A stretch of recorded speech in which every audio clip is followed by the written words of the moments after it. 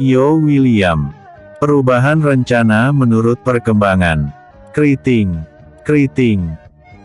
Suara deringan dari telepon genggam berdering memekakkan telinga, membuat seorang pemuda yang baru saja akan tidur terperanjat dan kalang kabut karena tergulung oleh selimut. Dengan susah payah dan megap-megap, pemuda itu menyingkirkan selimut yang menutupi wajahnya dengan kesal. "Dasar selimut sialan!" maki pemuda itu. Dia segera beranjak dari tempat tidurnya, lalu meraba-raba ke arah di mana dia meletakkan telepon genggam miliknya. "Ben," katanya setelah menggesek layar ponselnya untuk menjawab telepon tadi. "Halo, Ketua." Malam sekali Anda menelepon, Ben." "Ketua, saya baru saja mendapatkan berita bahwa villa yang Anda curigai di Bukit Batu itu adalah kelompok yang menamai diri mereka dengan nama Geng Tengkorak. Komplotan ini dipimpin oleh seorang wanita," jawab Ben sekaligus menerangkan apa yang dia ketahui. "Itu aku sudah tahu. Apakah kau sudah bertemu dengan Alex?" tanya pemuda itu. "Maaf, Ketua. Saya belum bertemu dengan Alex. Hanya saja, Alex ada menelepon kalau dia akan menungguku di apartemen milik Anda. Katanya ada tugas dari Anda. Saya menanyakan, tapi dia tidak menjawab. Ya, sebaiknya memang kalian harus bertemu langsung. Tidak perlu mengawasi villa itu lagi. Begini, Ketua. Pada pertemuan tadi sore, mereka merencanakan untuk membunuh orang bernama Irfan. Bukankah Irfan itu adalah orang yang fotonya Anda kirim ke WhatsApp saya?" tanya Ben. "Hah? Kalau begitu bisa kacau urusan. Ben, kau cepat temui Alex di apartemenku. Setelah kalian bertemu, segera meneleponku kembali." "Siap, Ketua. Saya akan berangkat sekarang," jawab Ben. Setelah mendengar jawaban itu, pemuda tadi segera mengakhiri panggilan. Lalu mulai mencari nomor kontak yang lain, kemudian menghubunginya. "Tut, tut, tut, Ketua," jawab orang di seberang sana setelah beberapa saat menunggu. "Hanya kita. Panggil Yo saja, Paman," pinta pemuda yang menelepon tadi. "Mengapa kau belum tidur, Yo? Sudah larut malam. Jangan bandel," omel orang di seberang sana.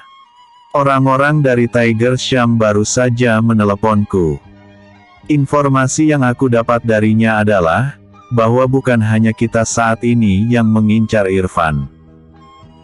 Melainkan, Geng Tengkorak juga merencanakan untuk membunuh Irfan atas perintah dari wanita bernama Butet," kata pemuda yang ternyata adalah Yo. "Alamak, mengapa bisa berbenturan gitu? Itulah masalahnya, Paman. Lalu, menurut Paman, apa yang harus kita lakukan? Aku jelas menginginkan keuntungan dari benturan ini." Lama suara di seberang sana tidak terdengar. Dan Yo pun tidak mendesak. Dia memberi ruang kepada orang yang dia telepon tadi untuk berpikir. Setelah lama terdiam, akhirnya lelaki di seberang sana pun berkata juga, "Yo, tarik orang-orangmu. Fokusnya adalah melindungi Marven. Aku tidak ingin dia mati begitu saja. Aku ingin dia membayar perbuatannya kepada mendiang Martin sekali lagi. Dan tadi kau mengatakan ingin mengambil keuntungan kan? Keuntungan yang bisa didapatkan adalah dengan cara menghubungi Rio. Aku akan menyuruh dia untuk membuntuti Irfan. Setelah mereka melakukan rencana mereka, maka Rio akan mengejar dan menangkap mereka. Geng Tengkorak akan tenggelam sekali lagi. Paman, sepenuhnya aku mendukung rencana Paman ini," kata Yo pula. "Kau tidurlah. Paman mau bekerja sebentar." Namora selalu mendesak supaya Paman memberinya adik. "Dah ya." Tut, tut, tut. Suara panggilan diakhiri. Yo melongo mendengar kalimat akhir dari orang yang diteleponnya tadi. Sialan, Paman Tigor ini, maki Yo sambil garu-garu kepala. Pagi-pagi sekali, Tigor sudah menelpon Karman dan menyuruhnya untuk menemuinya di perumahan elit Tasik Putri. Setelah Karman datang, dia segera menemui Tigor yang tampak memang sudah menunggu kedatangannya. Selamat pagi Bang. Sapa Karman. Pagi juga. Apa kau sudah sarapan? Tanya Tigor. Sudah. Jawab Karman singkat. Karman. Apa akhir-akhir ini kau ada menghubungi Marven? Ada Bang. Aku menyuruhnya untuk bersembunyi. Karena, aku mencurigai bahwa dia akan dicelakai oleh Irfan. Ternyata dugaanmu tidak meleset, jawab Karman berterus terang. Kau tidak meminta izin dariku terlebih dahulu, Karman. Aku sudah katakan. Jangan bawa perasaan dalam masalah ini. Sekarang, katakan di mana Marven bersembunyi. Tanya Tigor dengan nada tidak senang. Maafkan aku Bang. Saat ini Marven berada di Gang Kumuh. Katakan kepada Marven bahwa semuanya dalam kendali.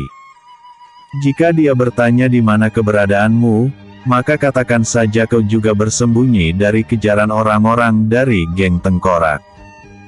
Apa dia sudah tahu kalau Butet telah membangun kekuatan? Sudah Bang. Aku memberitahu kepadanya sore kemarin.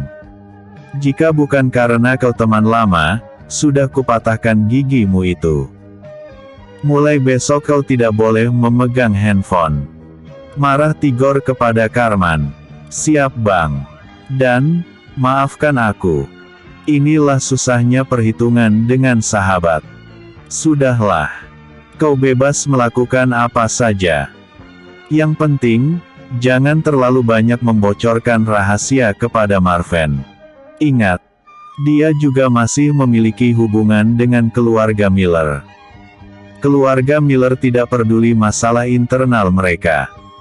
Yang dia tahu, bisnisnya lancar walau siapapun yang memegang saham di perusahaan Martins Group. Dan informasi darimu bisa menjadi bumerang yang akan berbalik menyerang kita. Karman segera mengangguk. Dia juga menyesali kenapa terlalu kasihan kepada Marven. Padahal, jelas-jelas Marven adalah musuh mereka bersama. Di apartemen milik Yo yang berada di Bukit Batu, Ben, Alex dan 8 orang lainnya dari Tiger Sham segera berangkat meninggalkan apartemen milik Yo setelah mendapatkan perintah untuk melindungi Marven dari ancaman Butet. Ben, di seperti apa wajah dari Marven ini?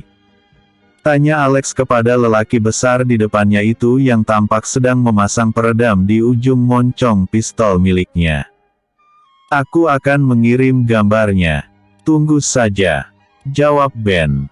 Mari. Kita bisa melakukannya sambil bergerak. Ayo. Ke-10 orang tadi segera keluar dari apartemen milik Yo, lalu berbagi menjadi 5 kelompok, kemudian mengendarai sepeda motor meninggalkan kota Batu, menuju ke kota Tasik Putri. Persis seperti yang telah direncanakan antara Tigor dan Yo. Bahwa, setelah saling berbagi tugas, Tigor pun segera menghubungi adiknya yang seorang kepala kepolisian resor. Rio, yang telah dihubungi oleh Tigor tentang pembunuhan berencana ini, langsung menyiagakan bawahannya, dan langsung bergerak di sepanjang perbatasan kota Batu Gang Kumuh. Tidak lupa juga dia melakukan kerjasama dengan beberapa sahabatnya di kepolisian kota Tasik Putri. Kini, semua orang telah bersiap siaga, dan mulai menjalankan tugas mereka masing-masing.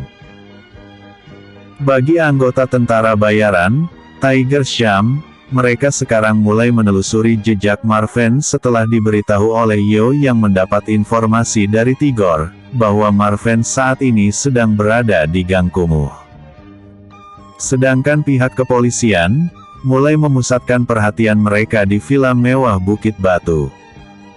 Karena, dari sanalah tercetusnya pembunuhan berencana.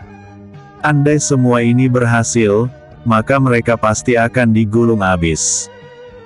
Juga, benih-benih tumbuhnya kembali geng tengkorak bisa dicegah dan dipatahkan sebelum tumbuh mekar dan semakin kuat. Inilah keuntungan yang diinginkan oleh Yo. Bersambung. Episode sebelumnya, Irfan kini jadi buruan. Episode berikutnya, terbunuhnya Irfan. Yo William. Terbunuhnya Irfan. Puluhan petugas kepolisian berpakaian ala preman tampak berada di sekitar Gang Kumuh dan sekitarnya. Mereka sengaja ditugaskan oleh Rio yang kali ini tidak ingin kecolongan. Tepat ketika para anggota kepolisian tiba di Gang Kumuh, di sana juga sudah ada anggota Tiger Sham yang menyamar dan berjaga-jaga di sekitar kawasan tersebut secara sembunyi-sembunyi. Cek cek cek. Merpati 1. Masuk. Merpati 1, siaga. Awasi traffic light Gang Kumuh menuju kompleks elit. DKP, Komandan. Merpati 2. Merpati 2 siaga. Awasi sekitar jembatan kota Tasik Putri. DKP. Jangan biarkan tikus-tikus lolos. Segera atur posisi kalian masing-masing. Begitu mendapat perintah, satu persatu dari mereka mulai berpencar menempati posisi yang telah ditetapkan. Komandan, masuk. Bagaimana? Apakah target sudah menampakkan diri? Saat ini buruan sedang berada di pusat hiburan dunia gemerlap malam. Buruan sepertinya akan meninggalkan pusat hiburan tersebut. Atur jarak. Tugas kalian hanya menangkap pelaku yang telah mencederai buruan. Tangkap agar kita bisa menginterogasi mereka. Siap. Memang saat itu, Irfan baru saja melakukan pertemuan dengan Zaki untuk mengadukan perihal perseteruan tiga segi antara dirinya, Butet dan juga Marven.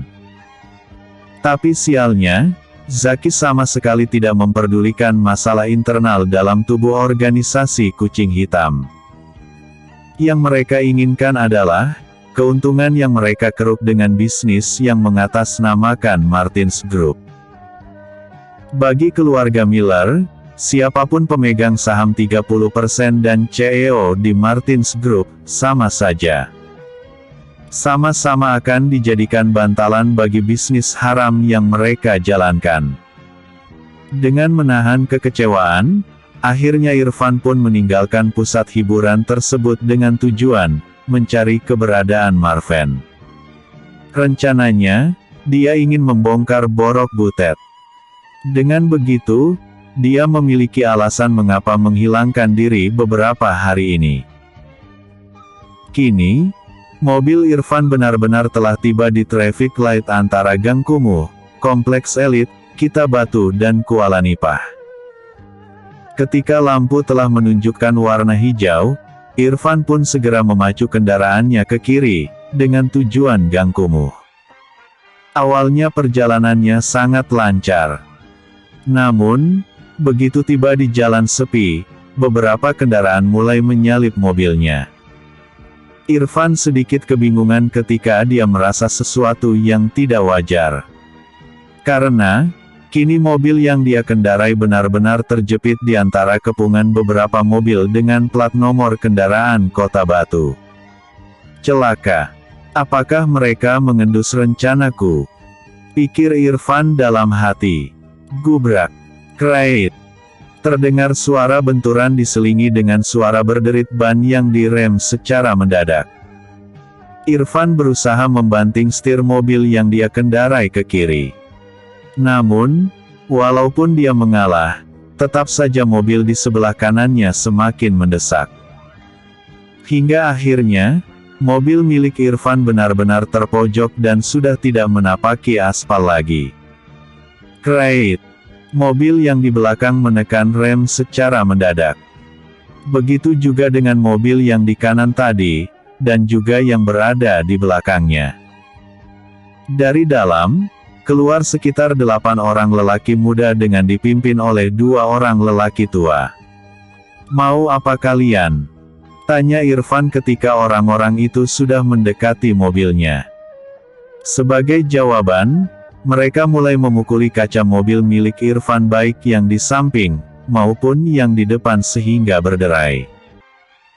Mendapat perlakuan seperti itu, Irfan segera melindungi wajahnya dari pecahan kaca mobil tadi. Seret pengkhianat itu keluar. Perintah lelaki setengah baya tadi. 8 orang tadi langsung membuka paksa pintu mobil Irfan, lalu menyeret lelaki itu dengan paksa. "Heh, ada apa dengan kalian? Hah? Ini aku, Irfan. Apakah kalian salah meminum obat? Kami tidak memiliki waktu untuk berbicara panjang kali lebar kali luas dan kali tinggi. Kau adalah pengkhianat. Kami telah membuntutimu dalam 2 hari ini. Kau ingin melindungi Marven, hah? Sekarang, cobalah untuk melindungi nyawamu sendiri." Buk, plak, uhuk, uhuk, uhuk. Pukulan dan tamparan kini mendarat di tubuh dan wajah Irfan, membuat orang itu tertunduk menahan mual. Sejenak dia merasakan apa yang dia makan tadi, akan segera melompat keluar dari mulutnya. "Selesaikan segera," perintah lelaki tua yang menjadi pemimpin rombongan pengejar tadi. "Aku memberimu waktu 1 menit untuk berdoa. Kemudian, ucapkan selamat tinggal kepada dunia.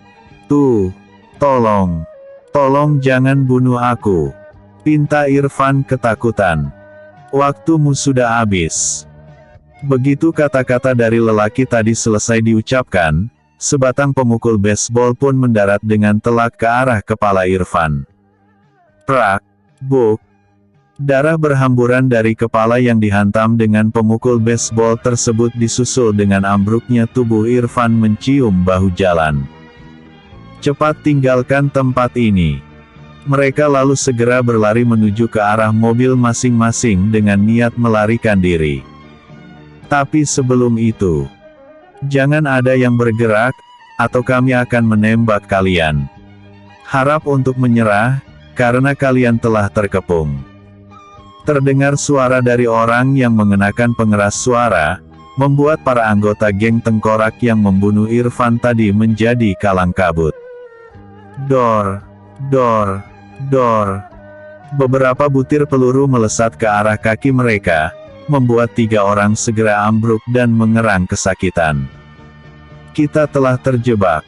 Bagaimana ini Pak Anggiat?" tanya yang lain panik. "Lawan. Jika kita tertangkap, kita juga akan menerima hukuman yang berat," jawab lelaki tua tadi. "Kalian tidak punya pilihan selain menyerah. Angkat tangan kalian, dan merapat ke arah mobil. Persetan dengan kalian," teriak Pak Anggiat yang mulai mengarahkan pistol yang berada di tangannya ke arah polisi berpakaian preman itu secara acak. Namun belum lagi dia menarik pelatuk pistolnya, tiba-tiba dari arah gang kumuh melesat sebutir peluru yang tepat menghantam pergelangan tangannya. "Arf!" Pak Anggiat menjerit kesakitan. Sedangkan pistol yang berada di tangannya tadi entah kemana perginya. "Kami telah memperingatkan bahwa tidak ada yang bisa melarikan diri dari tempat ini. Jangan mengira bahwa kami tidak menempatkan beberapa orang sniper di kawasan gang kumuh ini. Kami hitung sampai 3. Jika kalian tidak menyerah, maka kalian akan terbunuh, atau mengalami cacat tembak pada kaki. 1, 2. Ketika hitungan kedua, mereka semua mulai mengangkat tangan mereka, lalu bertiarap di bodi mobil. Begitu mereka menyerah, puluhan anggota kepolisian segera membekuk mereka dan mulai memborgol satu persatu dari anggota geng tengkorak yang terlibat melakukan pembunuhan tadi. "Komandan, misi berhasil. Harap untuk mengirim armada." Di Kapi. Sekitar 30 menit, 2 unit mobil tahanan yang memiliki kerangkeng pun tiba di kawasan tersebut. Akan tetapi, sebelum mereka tiba, para wartawan telah terlebih dahulu meliput kejadian tadi. Kontan saja berita tentang pembunuhan dan penangkapan oleh pihak kepolisian Kota Batu yang bekerja sama dengan kepolisian Kota Tasik Putri itu menjadi trending topik di setiap platform media. Masyarakat kini mulai memuji kinerja anggota kepolisian yang sigap dan tanggap dalam memberantas premanisme. Kini, para tahanan langsung dimasukkan ke dalam mobil setelah beberapa orang yang terluka tadi mendapatkan perawatan medis. Untuk selanjutnya, akan segera diinterogasi. Jika benar mereka adalah anggota dari geng Tengkorak, maka sudah pasti mereka akan diburu. Bersambung. Episode sebelumnya. Perubahan rencana menurut perkembangan. Episode berikutnya.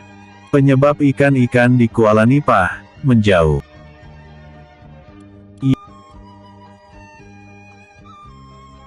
Yo William. Penyebab ikan-ikan di Kuala Nipah menjauh. Permisi. Maaf untuk kalian semua. Saat ini kami, pihak kepolisian belum bisa memberi keterangan yang jelas kepada kalian semua, para wartawan. Karena, saat ini kami sedang mendalami kasus ini, dan siapa-siapa saja yang terlibat di dalamnya. Jadi, kami hanya bisa menyimpulkan bahwa kejadian ini murni pembunuhan berencana. Tapi, pihak kepolisian akan terus memburu tersangka yang lain dalam kasus ini. Tidak akan ada yang terlepas dari buruan pihak kepolisian. Pelaku, maupun otak dari kejadian ini yang bermain di balik layar juga akan kita buru sampai dapat, kata seorang polisi setengah baya berusaha menjawab pertanyaan dari para wartawan di lokasi kejadian. Apakah pembunuhan ini ada kaitannya dengan persaingan antar gangster? Tanya salah satu wartawan kepada kepala kepolisian yang bertugas sebagai komandan dalam operasi kali ini. Sekali lagi saya katakan, bahwa kami, dari pihak kepolisian belum bisa memberi kesimpulan. Kami akan mendalami kasus ini.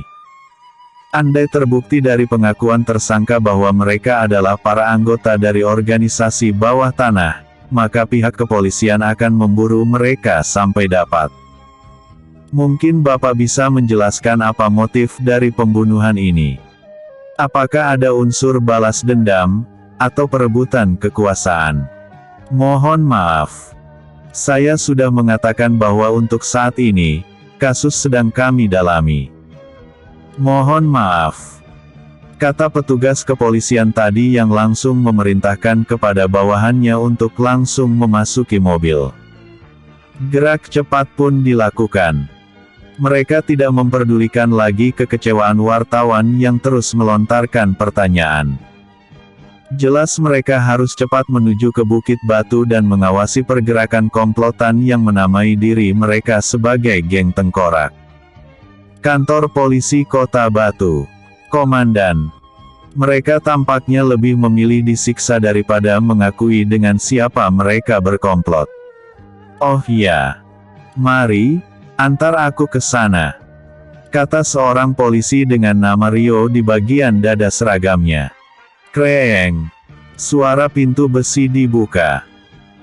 Di salam, terlihat beberapa orang dalam keadaan babak belur akibat dari interogasi yang dilakukan oleh bawahan Rio. Katakan dengan siapa kalian bekerja? Tanya Rio sembari mengangkat dagu salah seorang dari pelaku pembangunan tadi. Kami adalah orang-orang yang bergerak sendiri. Kami tidak memiliki majikan, karena kami tidak suka diatur-atur, jawab lelaki tadi. Apakah mereka memiliki KTP? Tanya Rio kepada bawahannya. Tidak, Komandan. Kalian kira bisa mengelabui kami, orang-orang yang bertugas di kepolisian. Ambil sidik jari mereka, lalu periksa identitas mereka melalui sidik jari. Aku pastikan kalian akan meringkuk di sini, bersama dengan majikanmu. Andai pun tidak, mereka pasti akan berakhir tertembus peluruku. Kata Rio yang segera meninggalkan ruangan interogasi tadi. Para tahanan yang ditangkap tadi hanya tersenyum saja. Bagi mereka, lebih baik busuk di dalam penjara, daripada bernyanyi di depan petugas kepolisian. Di ruang kerjanya, Rio segera menyebarkan para bawahannya, terkhususnya para petugas kepolisian bagian kriminal. Rio sengaja tidak menempatkan kepolisian Kota Batu, melainkan dia meminta izin kepada Pak Rulian untuk menugaskan puluhan personel di Kota Batu.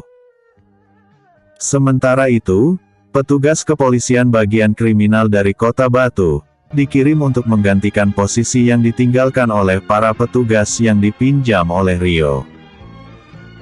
Kini, di bawah komando dari Rio sendiri, para intelijen dari kepolisian pun segera menyebar untuk menyelidiki Bukit Batu, khususnya di vila peninggalan mendiang Birong. Di Universitas Kota Batu, Yo tampak mengikuti perkembangan yang terjadi dalam penyergapan yang dilakukan oleh anggota kepolisian Kota Batu yang bekerja sama dengan pihak kepolisian Tasik Putri. Sepanjang waktu, dia hanya duduk saja sambil memperhatikan ponselnya, tanpa dia tahu beberapa pasang mata memperhatikan dirinya dari tadi. Lama juga dia seperti itu, sampai pada akhirnya salah satu dari orang-orang yang memperlihatkan dirinya tadi, menghampirinya juga. Prok! Pundak Yo ditepuk, dengan diikuti seseorang yang duduk di sampingnya. Serius sekali kau Yo. Sapa orang tadi? Ternyata kamu, Jericho, kata Yo seraya tersenyum. Apa yang sedang kau perhatikan, Yo? Kelihatannya, itu sesuatu yang sangat menarik perhatianmu, tanya Jericho ingin tahu. Tidak apa-apa. Aku hanya melihat-lihat koleksi barang-barang di toko online, jawab Yo berbohong. Selera belanjamu ternyata besar juga. Oh ya, Yo. Ada sesuatu yang ingin aku sampaikan kepadamu, kata Jericho pula dengan mimik wajah serius. Wah, sepertinya ini adalah sesuatu hal yang sangat penting. Silahkan. Aku mendengar, pinta Yo. Ini tentang penyelidikan kami di Kuala Nipah. Ternyata, penyebab dari menjauhnya ikan-ikan di Laut Kuala Nipah berhubungan dengan pabrik ikan sarden yang berada di dekat jembatan Tasik Putri. Mereka ternyata membuang limbah pabrik itu ke sungai yang langsung mengalir ke Laut Kuala Nipah, ujar Jericho menjelaskan. Lalu, apa yang harus kita lakukan? Apakah kalian sudah punya rencana? Tanya Yo berbasa-basi. Kami telah menyusun laporan. Rencananya, kami akan melaporkan pabrik tersebut ke Dewan Perwakilan Rakyat Tasik Putri. Juga ke kantor polisi. Ini semua agar mereka dapat menindaklanjuti dan mencabut izin pengoperasian pabrik tersebut, jawab Jericho pula. Bagaimana jika pengaduan kalian diabaikan? Bukan tidak mungkin perut para anggota dewan dan aparat sudah kenyang makan uang suap dari pemilik pabrik itu. Tanya Yo cuek. Jika demikian, maka jalan satu-satunya adalah melakukan unjuk rasa. Kami mungkin akan bersama-sama dengan orang-orang kampung Kuala Nipah untuk melakukan orasi di depan balai dewan. Itu sungguh sangat berbahaya. Aku khawatir bahwa keselamatan kalian pasti akan terancam, ujar Yo yang sudah mengetahui seperti apa cara main keluarga Miller ini. Aku tidak bisa berdiam saja Yo. Kita adalah mahasiswa. Kita adalah kumpulan orang-orang terpelajar yang tidak akan diam saja. Bagaimanapun, kita adalah pewaris dari bangsa ini, yang tidak ingin mewarisi sesuatu yang telah dirusak oleh pendahulunya dikarenakan ulah dari segelintir pihak. Kau juga pasti berpikiran sama denganku. Inilah sulitnya. Aku akan mencari jalan untuk membantu kalian, ujar Yo memberi harapan. Kau memiliki kepentingan di sana, Yo.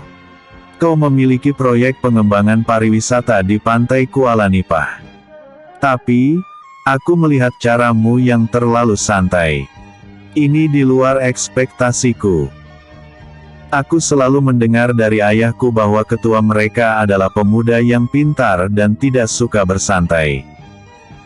Tapi kenyataannya, sungguh jauh sekali dari apa yang aku pikirkan, kata Jericho mengungkapkan kekecewaannya. Hahaha, kau tahu apa tentang aku? Kau hanya mengetahui sedikit saja dari kulitnya.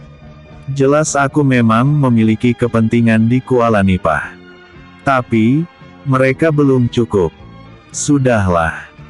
Aku tidak ingin membahas masalah ini lagi, kata Yo yang langsung bangkit berdiri. Dalam hati, Yo hanya bisa bergumam bahwa dia tidak akan mungkin santai apabila semuanya benar-benar jelas.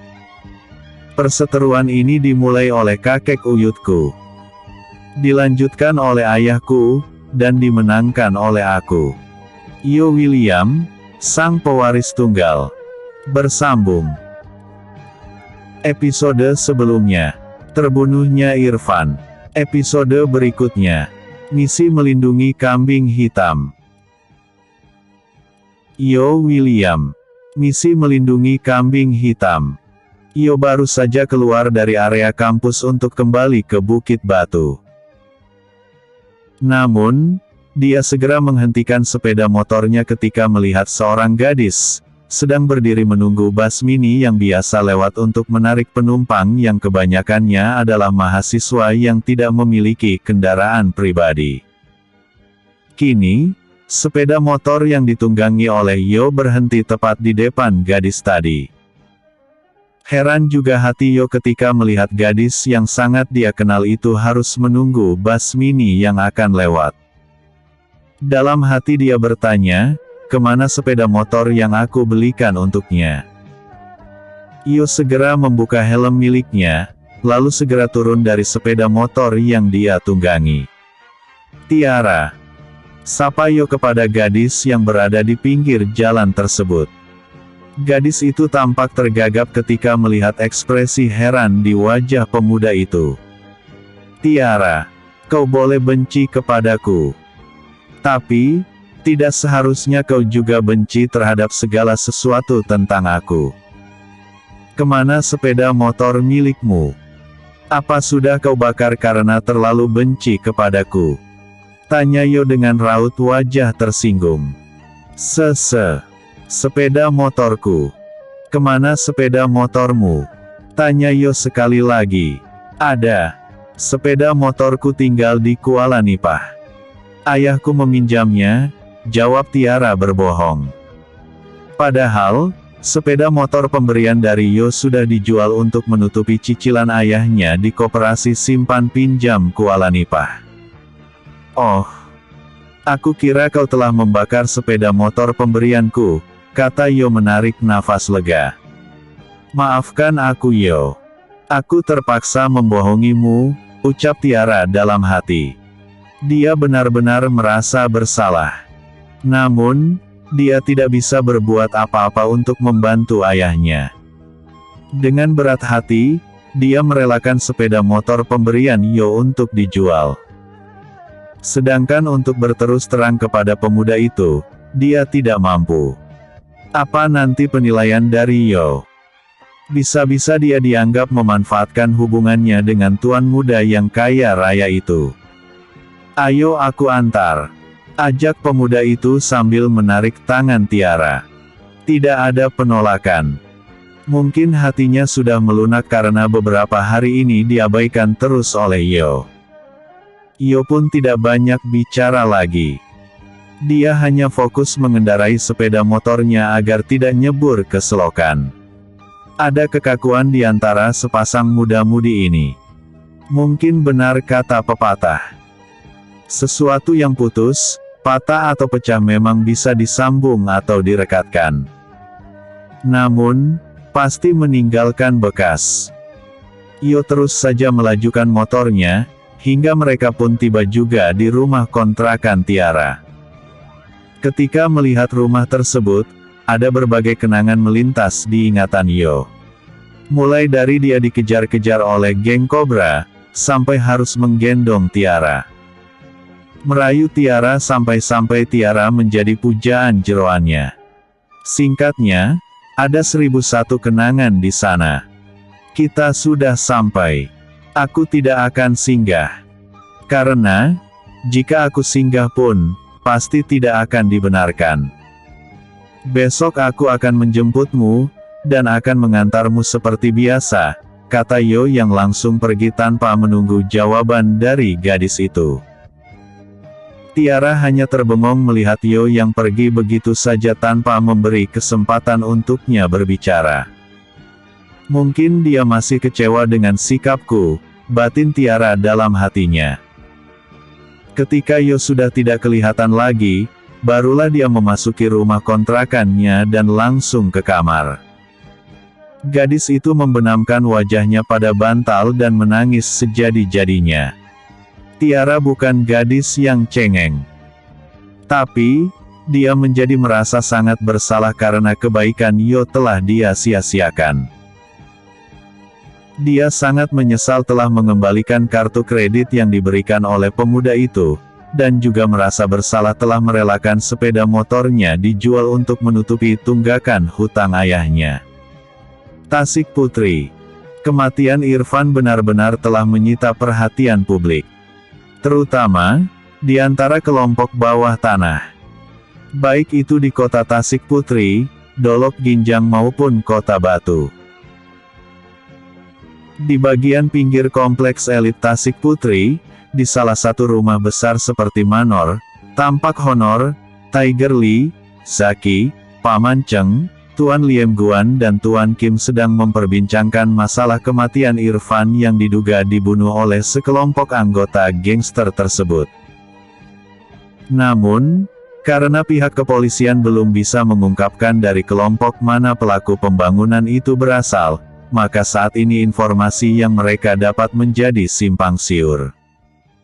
Sampai pada akhirnya Zaki tiba di Manor tersebut, barulah keadaan menjadi jelas. Bagaimana Irfan bisa terbunuh? Tanya Honor kepada mereka semua yang ada di tempat itu. Tiger Lee yang sama sekali tidak mengetahui alasan mengapa Irfan dibunuh, hanya diam saja. Sedangkan yang lainnya hanya mengangkat pundak mereka masing-masing. Tuan Besar.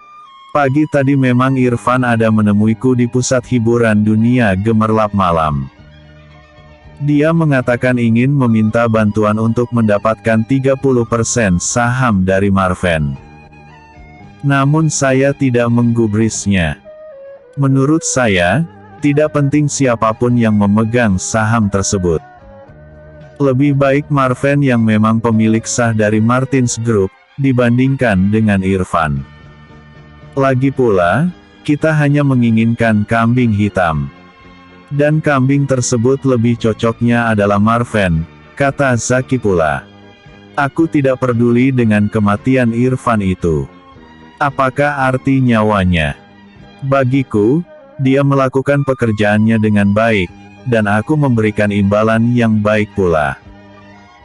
Hanya saja, atas dasar apa orang-orang ini menginginkan kematiannya? Tanya Honor Miller. Irfan sempat mengatakan kepadaku agar memberikannya bantuan untuk melindungi Marven. Karena, istri dari Marven ini telah kembali ke kota Batu dan sekarang sedang membangun kekuatan. Ini karena, dia satu-satunya ahli waris dari Birong yang dulu adalah ketua dari komplotan geng tersebut. Hanya saja, motif dari semua itu masih samar, jawab Zaki. Aku bisa menduga bahwa ini berkaitan dengan 30% saham yang dipegang oleh Marven. Kita harus melindungi Marven. Aku dapat membaca semua ini. Ini hanyalah permainan lama yang biasa dimainkan oleh anak-anak, kata Tiger Lee pula. Maksud Paman? Oh, aku tahu sekarang. Berarti, ada yang menginginkan kematian Marven.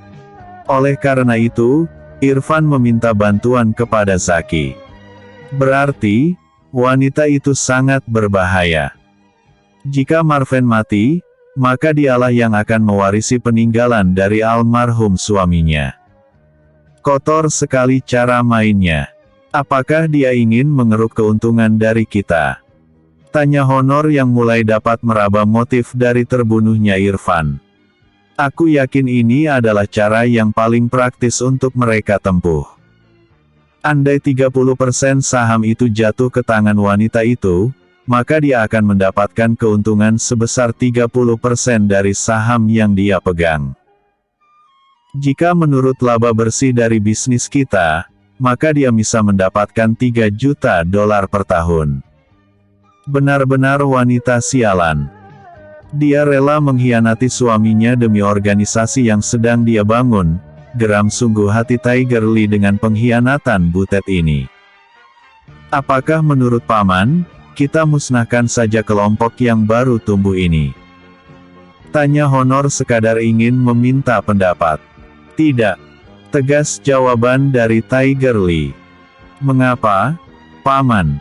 Inilah yang dikatakan, mengambil manfaat dari pergolakan di tubuh mereka.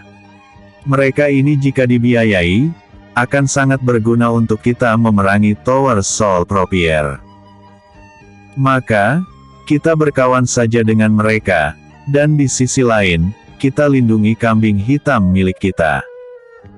Andai terjadi sesuatu, kita kembali ke Hong Kong, dan biarkan kambing hitam yang menghadapi tuntutan hukum. Kita bisa cuci tangan kapan saja. Mereka hanya menginginkan uang. Dan kita memiliki sumber daya yang melimpah. Apa salahnya untuk memperbudak mereka? Cemerlang. Itu ide yang sangat cemerlang. Mari kita lakukan. Kata Honor pula dengan bersemangat. Yang lain juga tampak mengangguk-anggukan kepala mereka.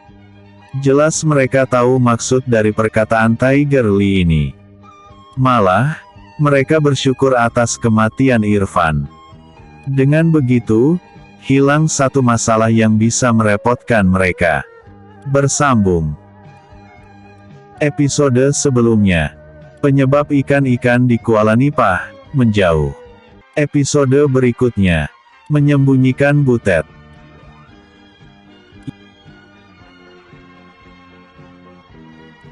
Yo William. Menyembunyikan butet. Bukit Batu, Kota Batu. Beberapa tetua di geng tengkorak tampak terburu-buru memasuki villa di Bukit Batu.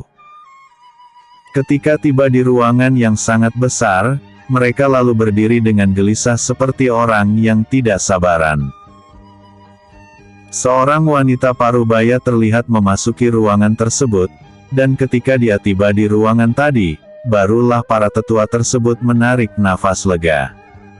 Kakak tertua, kata mereka sambil memberi hormat. Mengapa Paman? Tanya wanita parubaya tadi. Kakak tertua, Anggiat telah tertangkap oleh kepolisian Kota Batu bagian kriminal. Kami khawatir kalau dia akan bernyanyi di ruang interogasi, jawab salah seorang dari mereka dengan wajah yang menunjukkan kegelisahan. Wah, sungguh celaka jika begini, kejut wanita parubaya yang dipanggil dengan sebutan kakak tertua itu. Kak, sebaiknya kakak bersembunyi dulu. Kami tidak meragukan kesetiaan Anggiat. Hanya saja, kami khawatir dia tidak tahan menerima siksaan di sana yang menyebabkan dia membocorkan semua tentang kita di sini. Kemana aku akan pergi? Bukankah aku sudah tidak boleh kembali lagi ke kota Tasik Putri? Saya memiliki satu rumah di kondominium Bukit Batu bagian selatan. Kakak bisa menempati rumah tersebut. Kakak jangan kemana-mana, tunggu kabar dari kami. Kami akan memberi kabar jika semuanya sudah aman. Baiklah.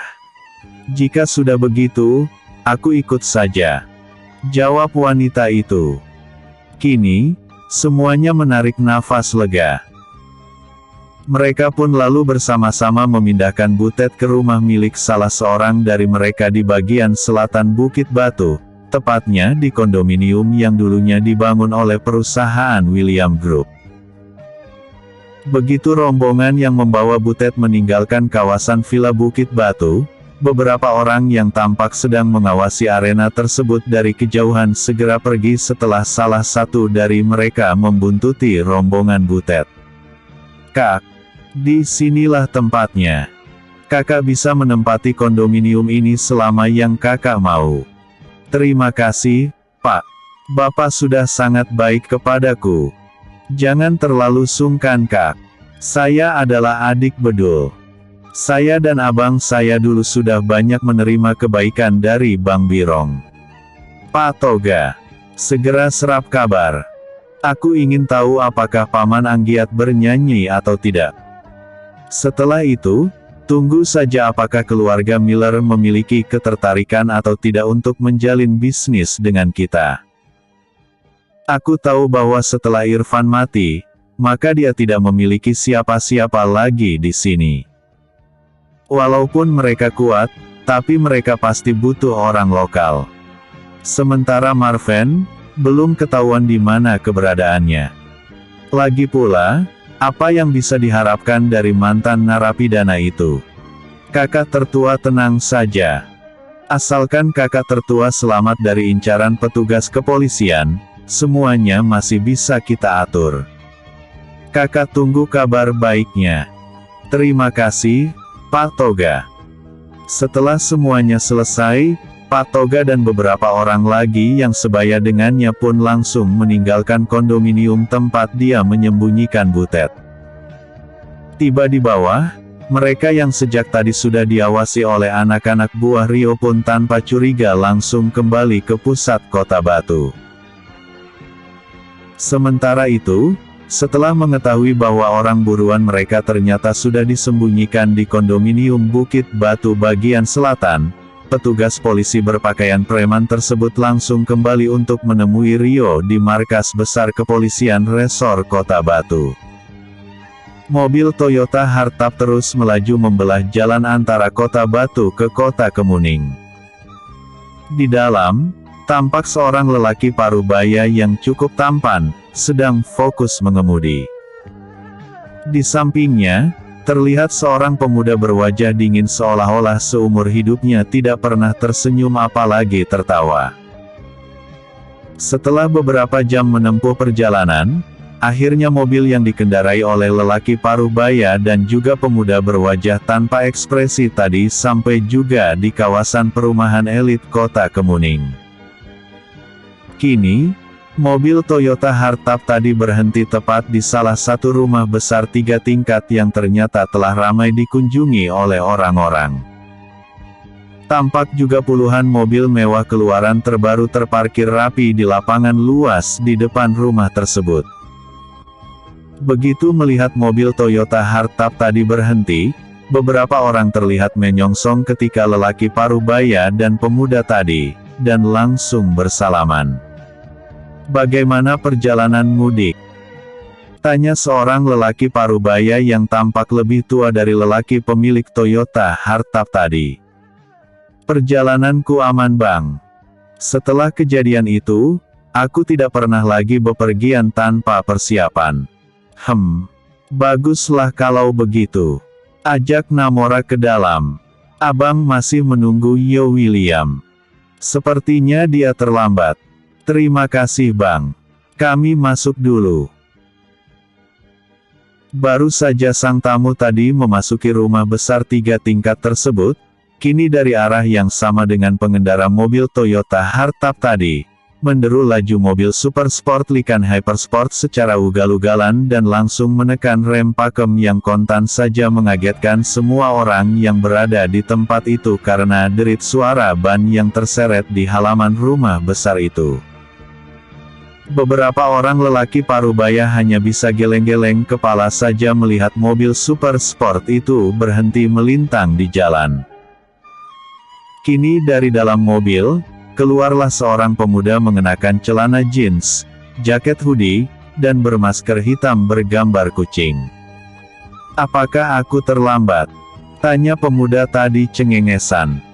Namun, karena dia mengenakan masker, jadi tidak ada yang tahu bahwa dia sedang cengengesan. "Tidak, Ketua. Anda datang tepat waktu, jawab mereka yang segera berjalan menghampiri pemuda itu. Kemudian, salah seorang dari mereka melindungi pemuda tadi dengan payung untuk melindunginya dari sengatan sinar matahari. Wah, ramai sekali, kata pemuda itu sambil menepiskan payung yang melindunginya. Aku tidak biasa diperlakukan seperti ini. Jangan payungi aku. Sinar ultraviolet sangat baik untuk kulit. Katanya lagi. Berjalan beberapa langkah, kini dia melihat ada 3 orang pemuda sebaya dengannya yang sangat dia kenal. Dikatakan kenal, karena pemuda yang sebaya dengannya itu adalah anggota J7. Ketiga pemuda itu adalah Jericho, Junet dan James. Kebetulan karena ayah ketiga anak muda itu adalah anggota dari Dragon Empire, maka mereka ikut menemani orang tua mereka dalam pertemuan kali ini. Heh, sapa pemuda yang mengenakan masker tadi sambil menepuk pundak Jericho. Melihat pemuda itu menepuk pundak anaknya, membuat ayah Jericho dan yang lainnya langsung membungkuk hormat. Tidak terkecuali juga Jericho, Junet dan James. Mereka kenal pemuda itu. Tapi karena momennya berbeda, maka mereka tidak berani untuk tidak sopan. Apa yang kalian lakukan di sini? Tanya pemuda itu. Hai yo. Kami kesini menemani ayah kami. Sekaligus ada juga sesuatu yang ingin kami sampaikan dalam pertemuan ini, jawab Jericho. Tapi dia segera terkejut ketika satu tangan besar menamparkan pipinya. Aduh, ada apa, ayah? Tanya pemuda itu kaget. Berbicara yang sopan kepada ketua kita. Apa kau mengira bahwa kau pantas untuk menyebut namanya? Tegur sang ayah kepada Jericho. Maafkan aku ayah. Maafkan aku, ketua. Ah sudahlah. Sekarang mari kita masuk dulu. Akan ada waktu untuk kalian menyampaikan apa saja yang ingin kalian sampaikan. Kata Yo yang langsung melangkah sambil diiringi oleh puluhan lelaki. Episode sebelumnya. Misi melindungi kambing hitam. Episode berikutnya. Pembahasan dimulai.